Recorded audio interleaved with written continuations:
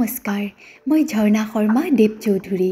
আজি আপোনালোকৰ সন্মুখত পাঠ কৰিবলৈ লৈছোঁ প্ৰসিদ্ধ ঔপন্যাসিক সন্তোষ কুমাৰ কৰ্মকাৰৰ এখনি জনপ্ৰিয় উপন্যাস চিলিকন ভেলীৰ 1074 নম্বৰ খণ্ড। মানে এতিয়া যেনেকৈ চলিছা এনেকৈয়ে চলিবা নে নিজকে সলাই কোনোবা এজনীৰ লগত বান্ধোন মোৰ আৰু কোনজনীৰ লগত বান্ধোন হ'ব? কথাষাৰ ব্যৰ্থবোধক সন্দীপে বুজালে। সি কোনো ছোৱালীৰ লগত বান্ধোনত আবদ্ধ নহয়, কিন্তু গায়ত্ৰীয়ে বুজিলে তাইৰ বাহিৰে সন্দীপে বেলেগ কোনো ছোৱালীৰ লগত বান্ধোন হোৱাৰ কথা ভবা নাই। সেয়ে ভিতৰি ভিতৰি তাই ভাল পালে আৰু মিচিকিয়াই হাঁহি সুধিলে, কিয়? সিদিনা যে তোমাক ক'লোঁ।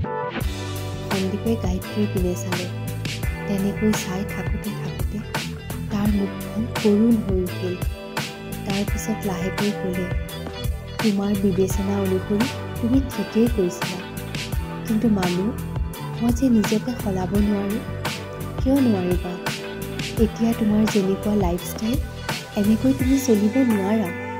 সেইটো ঠিক নহয়, সেইটো তোমাৰ মতেহে ঠিক নহয়, কিন্তু মই যে তুমি বিচৰা ধৰণেৰে চলিব নোৱাৰোঁ। গতিকে এইটো আলোচনা কৰি লাভ নাই। সন্দীপৰ মাতত বেলেগ সুৰ। সি তাইৰ লগত সম্পৰ্ক নথকা কোনটো জীৱনৰ কথা কৈছে? গায়ত্ৰীৰ ধৈৰ্য হেৰাল। বেদনাৰ্ত মাতেৰে তাই চিঞৰি উঠিল, কিন্তু তুমি চিৰদিন এনেকৈয়ে চলিব নোৱাৰা। চিৰদিন চলিব নোৱাৰোঁ। অস্ফুট মাতেৰে উচ্চাৰণ কৰোঁতেই সন্দীপৰ মুখখনলৈ বেজাৰ নামি আহিল। পিছে তাৰ এই বেজাৰ খন্তেকৰ বাবে। তাৰ পিছত উশাহ এটা টানি লৈ সি ক'লে, বাৰু সেইবোৰ থাকক। কোনটো কথাৰ বাবে তুমি মোক মাতি আনিলা কোৱাচোন? তুমি অহাৰে পৰা যে ইমান পৰ কথা হ'লোঁ, একোৱেই বুজি পোৱা নাইনে? নাই পোৱা। সঁচাকৈয়ে বুজি পোৱা নাই। গায়ত্ৰীৰ ডিঙিত সোঁহাতখন থৈ সন্দীপে ক'লে, এয়া তোমাৰ গা চুই কৈছোঁ। তুমি মোক কি বিশেষ কথা ক'বা মই একো ভাবি অহা নাই, আৰু এতিয়া তুমি কোৱা কথাবোৰৰ পৰাও মই একোৱেই বুজি পোৱা নাই। সন্দীপৰ হাতৰ পৰশ পাই গায়ত্ৰীৰ দেহাৰ শিহৰণ খেলি গ'ল। তাই অনুভৱ কৰিল সন্দীপৰ এই পৰশত কলুষতা নাই। আকৌ তাই অনুভৱ কৰিলে সন্দীপ তাইৰ আপোন, অন্তৰতম। অনুৰাগ তৃষিত আকুলতাৰে সন্দীপৰ সোঁহাতখন ধৰি আৱেগসনা মাতেৰে গায়ত্ৰীয়ে ক'লে, সন্দীপ, মই তোমাৰ সকলো স্বীকাৰ কৰি ল'ম। তুমি কথা দিয়া আৰু বেলেগ কোনো ছোৱালীৰ লগত তুমি ইনভলভ নহ'বা। গায়ত্ৰীয়ে হাতত ধৰাৰ বাবে সন্দীপ থতমত খালে। আচলতে সি ভাবিবই পৰা নাছিল যে তাই তাৰ হাতত ধৰিব। তদুপৰি তাই যি ক'লে সন্দীপৰ বাবে সেয়া অতলান্ত বিস্ময়। সি গায়ত্ৰীৰ আকুল মুখখনলৈ থৰ লাগি চাই থাকিল।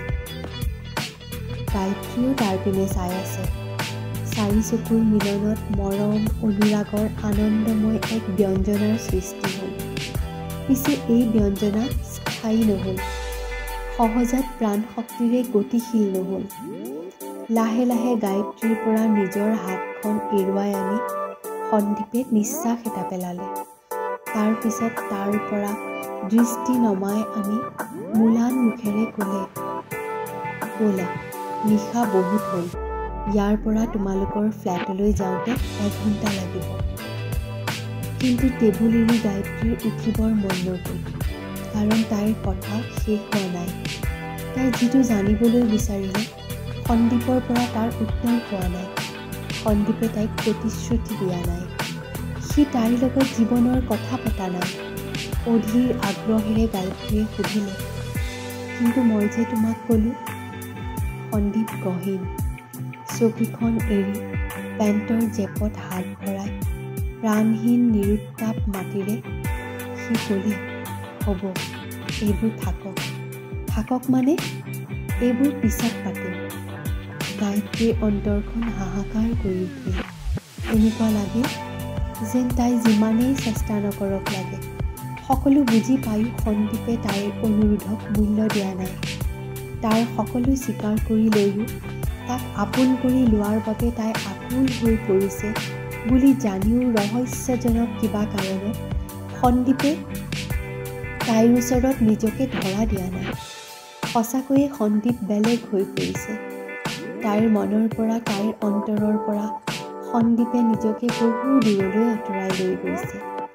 তাই যে তাক আমেৰিকালৈ যাবলৈ হাক দিছিল আৰু একান্তই যদি আমেৰিকালৈ যায় তাইক বিয়া কৰাই ঘৰ সংসাৰ পাতিহে যাব বুলি ক'ব আৰু শেষত দুয়ো একেলগে জন্মভূমি অসমলৈ উভতি যাব বুলি ক'ব। এইবোৰ একোৱেই কোৱা নহয়।